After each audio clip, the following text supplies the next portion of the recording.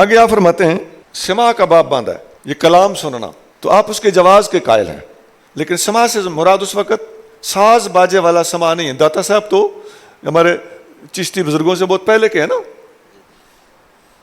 تو ساز کے بغیر صرف ترنم کے ساتھ جو کلام پڑھا جاتا ہے اس کی بات ہو رہی ہے۔ اس کے لیے بھی داتا صاحب نے کچھ قیود بتائی ہیں۔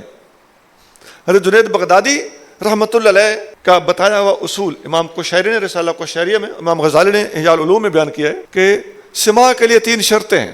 جنید بغدادی کی بات کر رہا ہوں رحمہ اللہ۔ سما کے لیے 3 شرطیں ہیں، زمان، مکان، اخوان۔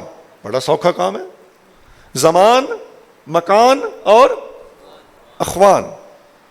وہ کیا ہے؟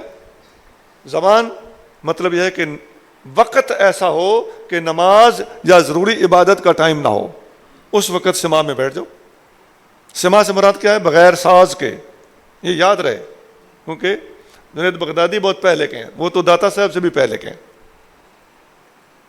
وقت عبادت کا نہیں ہونا چاہیے، مکان جگہ علیحدہ ہونی چاہیے، مسجد نہ ہو، مسجد سے بھی منع کیا گیا ہے، ہوٹل نہ ہو، بازار نہ ہو، اس کے لیے مخصوص جگہ ہو۔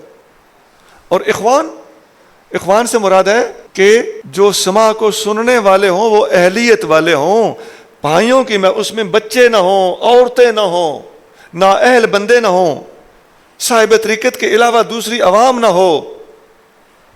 یہ شرطیں اگلے زمانے میں رکھی گئی تھیں، تو اس زمانے میں آج جو کچھ ہو رہا ہے آپ خود سوچ لیجئے۔ داتا صاحب نے سما کے حوالے سے ایک احتیاط اور بھی بتائی۔ داتا صاحب حدیثیں بیان کرتے ہیں، ایک حدیث بیان کرتے ہیں، ان من الشعر حکمتن، شعروں میں حکمت ہوتی، لیکن سارے شعروں میں ہوتی ہے کہ نہیں؟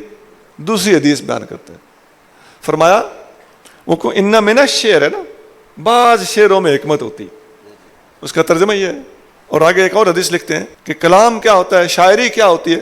حدیث بیان کرتے ہیں کہ ہوا کلام، شاعری ایک کلام ہے، فحسنہ حسن وقبیحہ قبیح، اچھا ہو تو اچھا ہے، برا ہو تو برا ہے، یعنی شاعری اچھی بھی ہوتی ہے اور شاعری بری بھی ہوتی ہے۔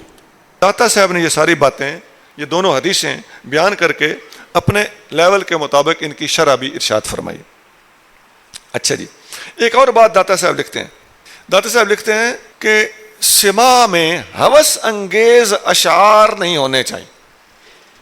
یہ عجیب الفاظ ہیں، ہوس انگیز اشعار، جن سے ہوس ابھرتی ہو، خیالات گندے ہوتے ہوں، مجاز پایا جاتا ہو، خواتین کے سننے کے کام کی نہ ہو، بلکہ کچے بچے بھی ایسے کلام کو سنیں تو ان کے لیے زہر قاتل ہو۔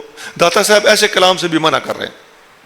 اب آپ دیکھ لیجئے، جس کلام میں مجاز اور غلط قسم کی ترغیب، اس کے خدشات زیادہ ہوتے ہیں، آپ دیکھتے ہیں کہ ایسے شعر پہ زیادہ نوٹ اچھالے جاتے ہیں اور زیادہ اچھل کود ہوتی ہے۔ سنجیدہ صوفیاء نے ایسی حرکتوں سے منع فرمایا۔